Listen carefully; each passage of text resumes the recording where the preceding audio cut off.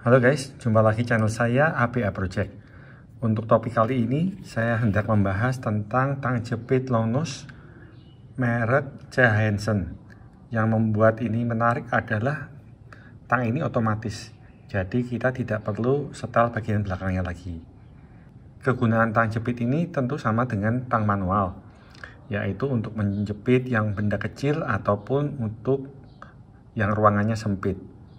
Nah, kita akan mulai aja langsung dengan ulasan plus dan minus dari tang jepit ini. Oke, kita mulai. Segi positif dari tang ini yang pertama adalah kualitasnya. Kalau kita perhatikan, kualitasnya bagus. Ya, tidak ada bagian-bagian yang kasar ataupun yang salah lah. Handle-nya juga bagus. Untuk tuasnya ini dilapis karet sehingga tidak sakit di tangan. Engsel-engselnya juga bagus, rivetnya juga tidak ada masalah, pegasnya pun kelihatan solid ya. Secara total kalau kita pegang terasa mantap. Untuk matanya sendiri di depan pakai gerigi semua, yang depan ini halus, kemudian yang cekungan ini tidak ada geriginya, hanya cekungan aja. Kemudian yang sisi belakangnya ini sangat kasar, di atasnya sama. Kalau kita jepit terlihat bahwa posisinya tidak sama, tidak simetris, terutama yang lingkaran yang pertama ini. Yang keduanya ini masih lumayan ya, tetapi seperti bisa dilihat bahwa depannya pun juga tidak rata, tidak simetris, tidak paralel maksudnya. Di belakangnya ini sepertinya difungsikan untuk memotong kawat. Yang atasnya ini flat aja, yang sisi bawahnya ini dia agak seperti piramid.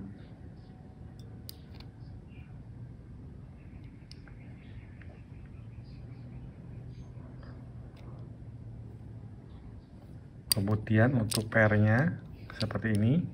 Kemudian ini mekanismenya. Dan ini adalah skrup untuk mengatur kekuatan jepitan. Jadi prinsip kerjanya, dia ini dapat menjepit berbagai ukuran tanpa kita perlu setel bagian belakangnya. Jadi tidak sama seperti tang jepit pada umumnya seperti ini. Kalau yang ini kita perlu setel belakangnya. Jadi kita kalau menghendakin lebih besar, kita harus putar dulu, dia menjadi lebih besar. Sedangkan tang jepit ini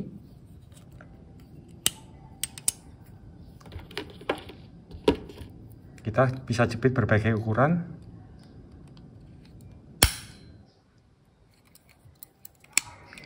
Kita ganti yang lain.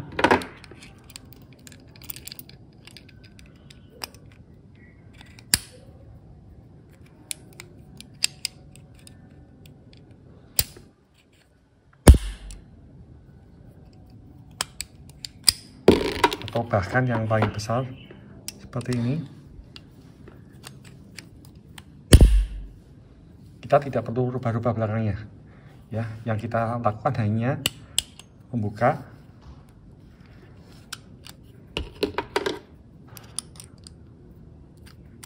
kemudian kita lakukan tekanan aja, dia sudah terkunci. Kita buka lagi, kita ganti lebih kecil.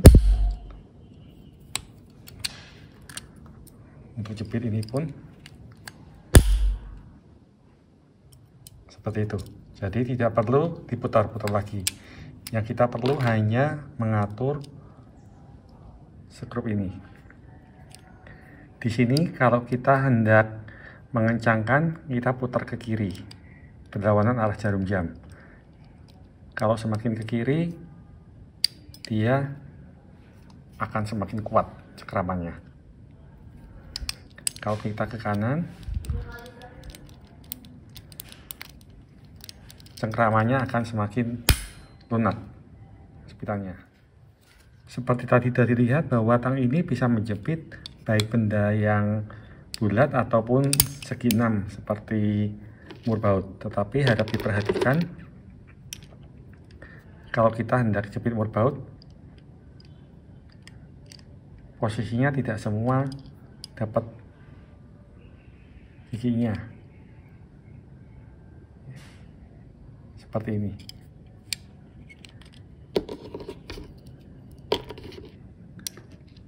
Kalau yang bulat pun bisa kelihatan ya, jadi dia tidak bisa menjepit sempurna, jadi hanya beberapa gigi yang kena baik atas maupun bawahnya. Demikian juga jika kita hendak menjepit sesuatu yang segi 4 seperti ini.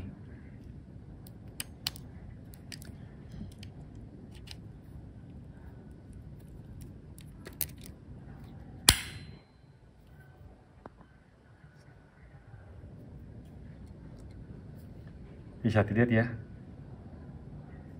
yang depannya ini ada rongga, yang atasnya depan ini juga ada rongganya kecil. Dia hanya menjepit sisi belakangnya aja, dan ini bentuknya tidak paralel atas dan bawah. Jadi dengan posisi ini masih bisa berubah, tapi posisinya akan berbeda kalau kita jepitnya dari sisi ini ya, dari sisi depannya gini.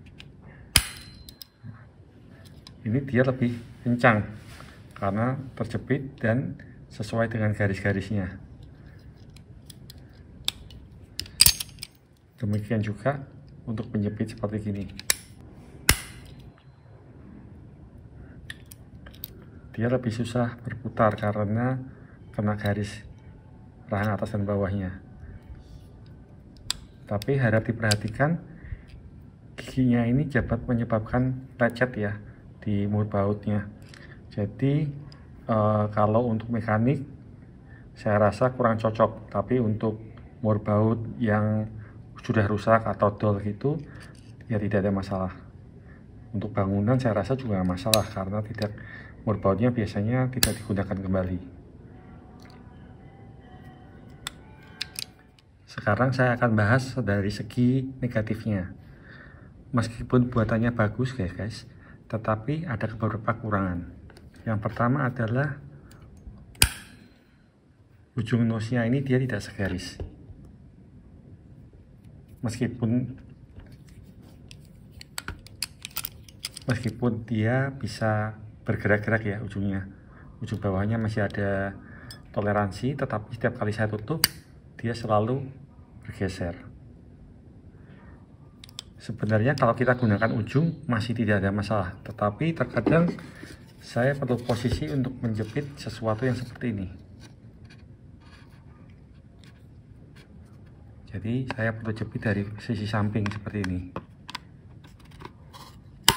Nah, kalau sisi samping seperti ini mulai ada masalah karena yang sisi bawah ini menjepit sampai ujung, sedangkan yang di sini hanya sebagian dari platnya.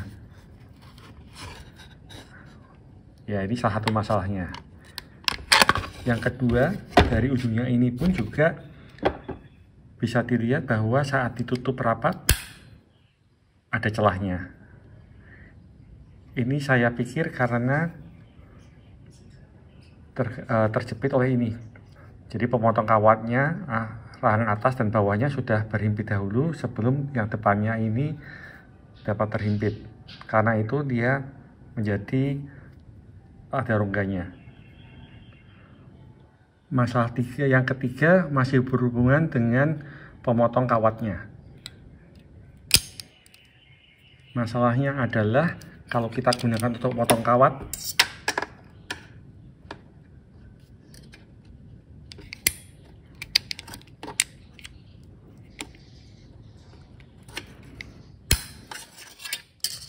kawatnya tidak terpotong, hanya terjepit. Hal ini dikarenakan pengaturan di sini adalah pengaturan untuk tekanan. Jadi dia hanya mengatur seberapa kuat alat ini untuk menjepit. Sedangkan kalau alat yang biasa, yang manual seperti ini, yang kita atur bukan berapa kekuatannya, tetapi yang kita atur adalah posisinya. Jadi kita menghendaki posisinya sampai seberapa. Untuk kejadian seperti ini, kalau kita gunakan untuk potong kawat,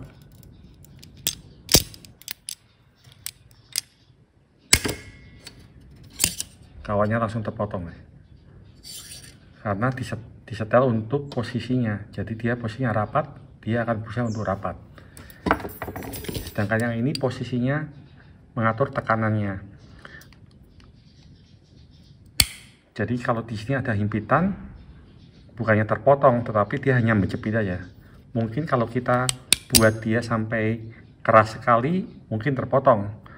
Tetapi ceritanya jadi tidak otomatis lagi. Konsepnya udah berbeda kalau itu.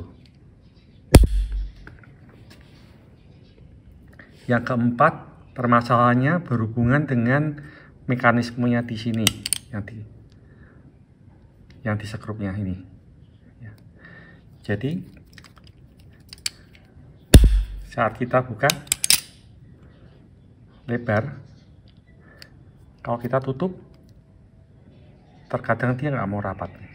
Kalau dia nggak mau rapat, ini nggak ada tekanannya. Jadi harus saya kondorin lagi sekali, dia nutup, baru bisa ngunci. Tetapi kejadiannya akan berbeda kalau posisinya dia ke bawah. Pada saat ke bawah, kalau kita kencangin, dia selalu rapat. Karena ada gravitasinya. Jadi kalau kita tutup, dia selalu jatuh ke bawah. Tetapi hal berbeda jika posisinya seperti ini. Ya, harus dikendorin dulu sekali, baru dia mau nempel, baru berfungsi otomatisnya. Saya nggak tahu kejadian ini hanya untuk yang needle nose ini, yang long nose ini, atau juga untuk yang tang jepit buayanya. Karena C.H. Hansen ngeluarin yang tang jepit buaya 10 inch. Masalah lainnya adalah penggunaan dari tang jepit otomatis ini. Saya tunjukkan. Kalau tang yang biasa ini, kalau kita kendorin, dia terbukanya sebesar ini.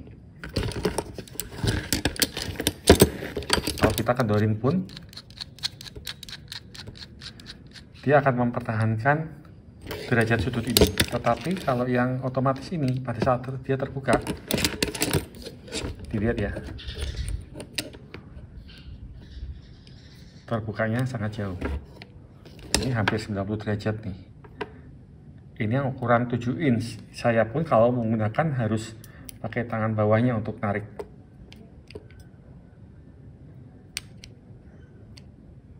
Sedangkan yang ini dan yang lainnya jauh lebih nyaman. Sedangkan tangan saya pun tidak terhitung kecil ya. Sebenarnya cukup lebar juga. Tetapi posisinya akhirnya pakai yang 7 inch pun udah kesulitan. Apalagi yang 10 inch. Yang 10 inch pasti akan lebih besar lagi dan lebih lebar lagi. Oke guys, saya rasa pembahasan saya tentang C.H. Hansen locking pliers yang tipe long nose ini, yang otomatis ini cukup ya. Jadi Anda bisa nilai sendiri kira-kira Anda memerlukan alat ini atau tidak sama sekali. Beberapa kekurangan sudah saya sampaikan dan semoga dapat menjadi bahan pertimbangan. Saya rasa cukup demikian. Terima kasih atas waktunya dan sampai jumpa lagi.